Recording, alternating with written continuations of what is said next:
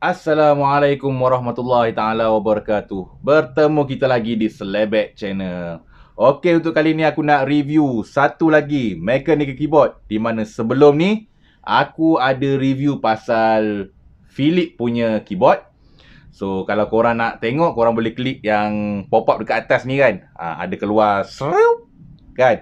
So kalau korang klik kat situ, korang boleh tengok review aku pasal mechanical keyboard daripada Philips. So untuk kali ni ianya daripada Royal Clash. Mesti ramai punyalah aku rasa yang tahu pasal brand ni dan mencari-cari spek yang diberikan oleh Royal Clash ni. Okey, untuk kali ni aku nak review pasal RK68. Ini yang model yang aku beli untuk Royal Clash ni. So dia ada 68 button. Maknanya dia lebih compact daripada keyboard-keyboard biasa. So nanti kita akan unboxing, kita akan tengok apa rupa dia dan apa yang diberikan dalam kotak ni. Dan kemudian kita akan tengoklah function-function yang disediakan dekat keyboard ni. Okey, sebelum tu macam biasalah, jangan lupa tekan button subscribe, tekan button loceng sebelah dia, tekan button like, komen kalau korang nak tanya apa, dan share kalau korang rasa video ni sangat bermanfaat. Okey, let's go.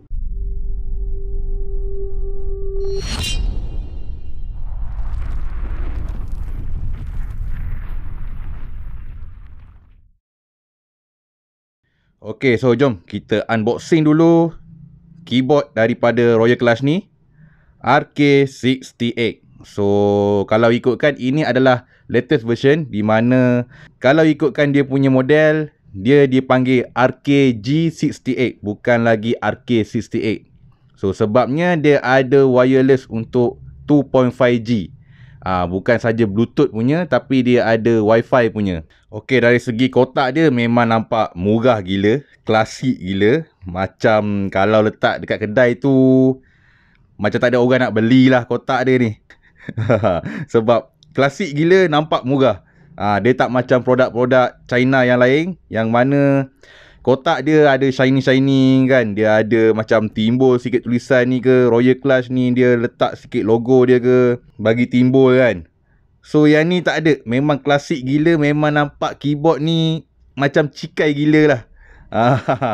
So itulah kekurangan dekat marketing dia ni. Box pun sebenarnya adalah memainkan peranan yang penting untuk marketing lah. Tapi itulah, dia tetap menjadi popular walaupun box dia super duper klasik. Okey, kita tengok apa yang dia tunjukkan dekat sini. So dekat sini dia ada tunjuk lah Royal Clash keyboard, itu je. Kalau dekat sini pun dia letak URL. Dekat belakang dia tunjukkan dia punya layout dia lah. So macam mana layout dia. Dan kemudian dia ada bagilah dekat sini dia orang punya QR code untuk korang pergi ke website dan manual dia lah. Setakat ni aku pergi tengok macam tak ada apa pun. Sebab model ni pun tak diupdate dekat website dia. Itu masalah dia tu. Okey, so kemudian dekat sini dia adalah tunjuk dia punya model. So RKG68 3 mode brown switch. Macam aku beli ni untuk brown switch lah. So color dia adalah color black. Dan kemudian key layout dia IBM 68K. Dan jenis RGB. Ada RGB. So kita unboxing, kita tengok apa dalam dia.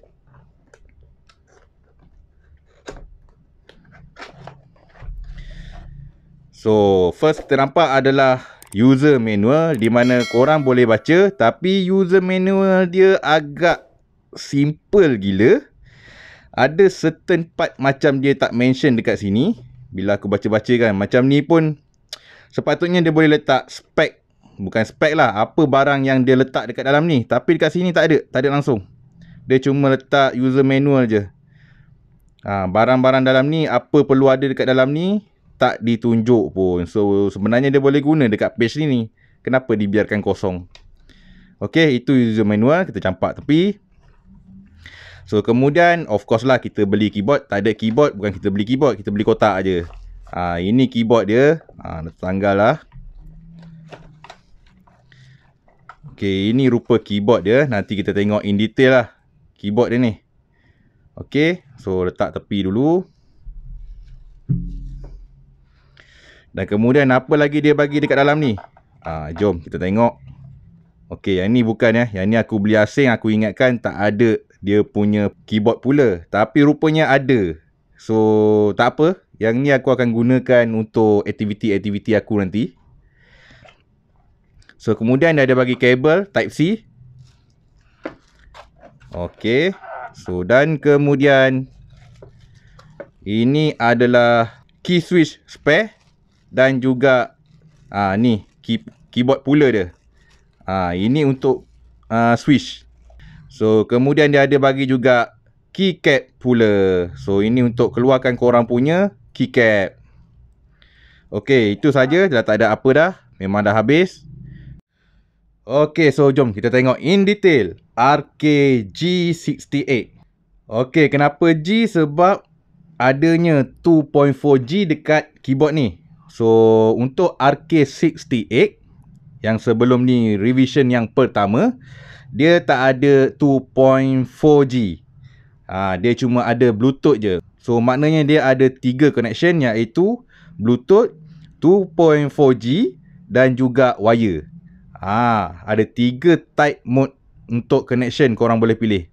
Okey, ini bahagian depan lah. So, kita tengok lagi apa yang ada. So, dekat sini adalah connection kabel dia lah.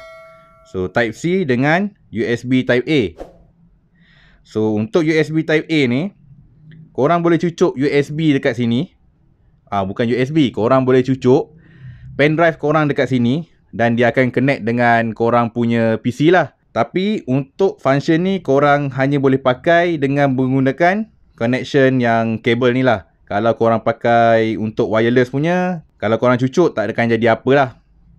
So, dia hanya compatible untuk Type-C punya connection. Maknanya kabel punya connection lah. Okey, kemudian dekat belakang ni. Okey, dekat sini ada power on off.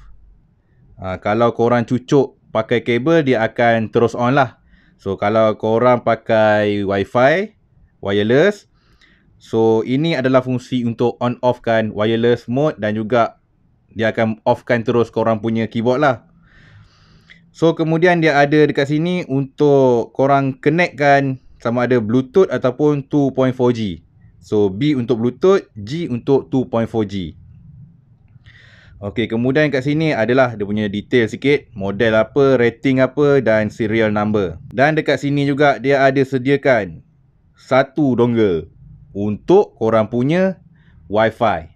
Tapi untuk 2.4G punya connection, bukannya Bluetooth. So, Bluetooth kalau korang nak connect, korang kena ada device untuk connect Bluetooth. Untuk pairing, aku akan tunjukkan nanti dekat mana dan bagaimana cara untuk connect gunakan Wi-Fi dan juga Bluetooth lah. Okey, kemudian untuk bahagian sisi tepi ni, dia ada logo dia lah, iaitu Royal Clash. Okey, kita tengok pula dari segi saiz. So, memang korang akan nampak betapa kecilnya keyboard ni. Sebab dia punya key pun hanyalah 68%. So, inilah saiz dia berbanding dengan Philips yang aku pakai sebelum ni. Memang kecil dan menjimatkan space. Itu yang sebenarnya aku nak. So, kita letak atas pula, kita nak bandingkan macam mana besarnya keyboard ni. So, inilah dia. Lebih kurang suku juga yang terbuang daripada keyboard ni. Okey, untuk key switch dia pula. Dia jenis hot swap. Memang senang gila korang nak buka. So, aku tunjuk kat sini, aku akan tukar escape ni. Aku akan buka key cap dia dulu. Kemudian aku akan buka dia punya switch dekat dalam ni. Misalnya kata nanti korang nak tukar ke kan, nak pakai color biru ke, korang nak pakai color merah ke, korang tak nak pakai color yang standard yang sebelum ni korang beli, memang mudah gila. So, aku tunjukkan kat sini. Aku buang button escape ni.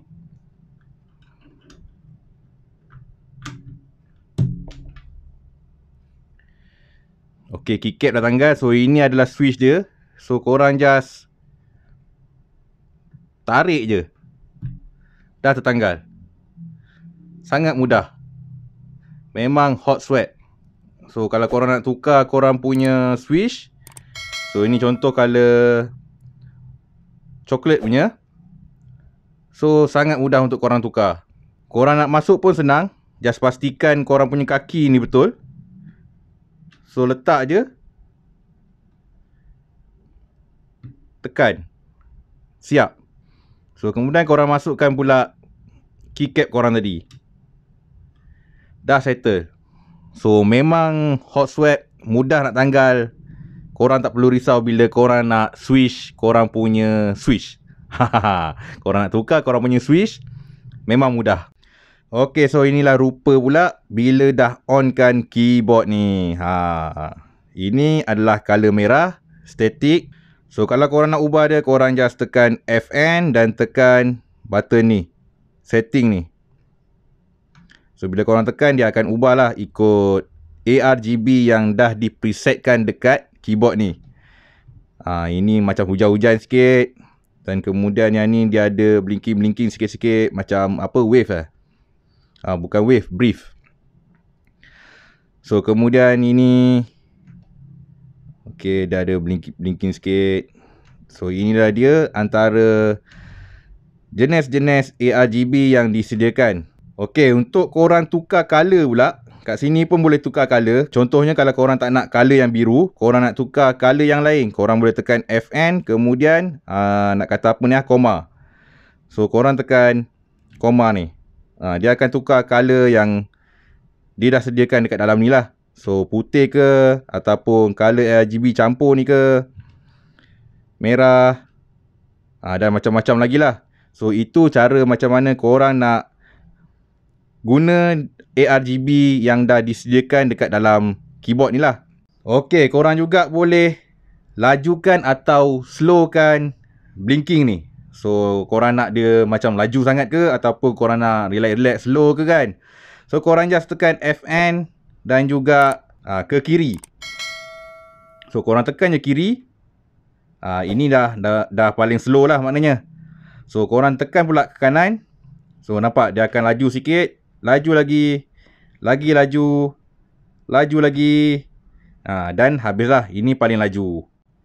Ok, untuk connectkan korang punya keyboard, sangat-sangat mudah ya. Macam aku cakap tadi, ada 3 mode. Yang pertama adalah kabel. So kabel macam biasa, korang just cucuk je dekat sini Type C dia.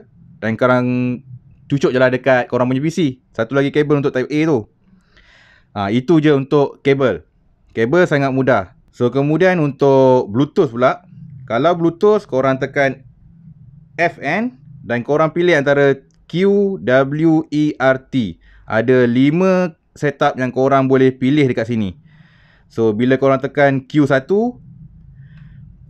kemudian nanti korang pergi cari je dekat korang punya PC yang mana Bluetooth dia akan terpapar dekat situ lah. So dia punya device name dia akan terpapar dekat korang punya PC. Dan korang just connect je lah.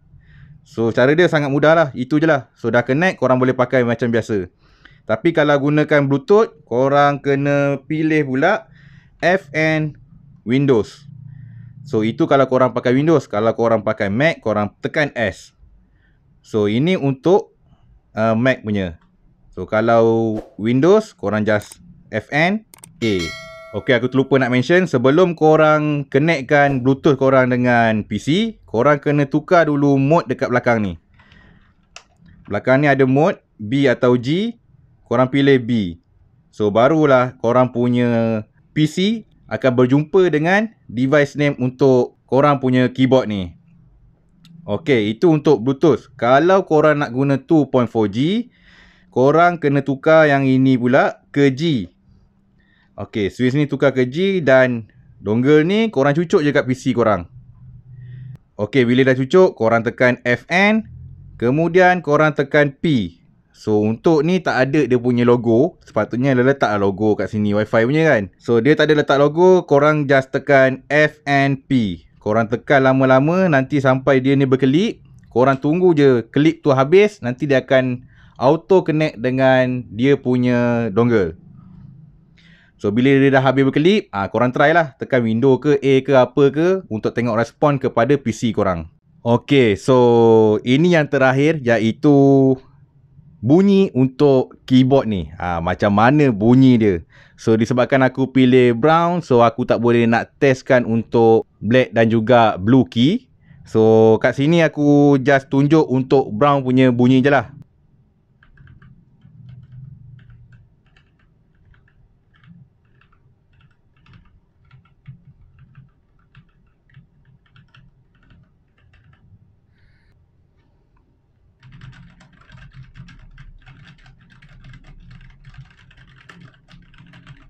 Okay, so aku bandingkan juga bunyi aku punya keyboard yang aku pakai sekarang dengan Royal Class 68 ni.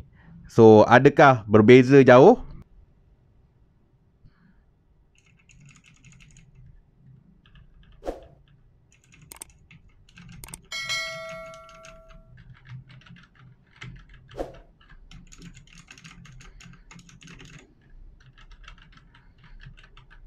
Okay, so korang boleh nampak yang biru sememangnya dia akan clicky sikit. So bukan sikit sebenarnya, banyak juga. So sebab tu aku tukar aku punya keyboard ni. So kalau aku nak main game aku akan pakai yang ni. Ataupun kalau aku nak main Dota ke ataupun game-game yang mana perlukan F1, aku akan pakai aku punya Philips balik lah. So yang ni lebih kepada main aku punya keyboard. Kalau yang ni untuk Philips, aku akan guna dia sebagai second keyboard lah. Di mana game-game tertentu je aku akan main pakai ini. Sebab untuk clicky ni memang tak sesuai kalau aku pakai. Sebab nanti wife aku nak tidur ke, anak aku nak tidur, bunyi dia agak kuat. So akan mengganggu dia orang nak tidur lah. Okay, macam mana? Aku rasa memang untuk akulah memang berbaloi. Kalau korang nak beli, korang boleh beli. Korang boleh klik link dekat bawah. Harga dia aku beli tak sampai 200, 199 kot. So 200 lah kiranya. Bila di convert tambah dengan shipping apa semua, 200 lah kiranya.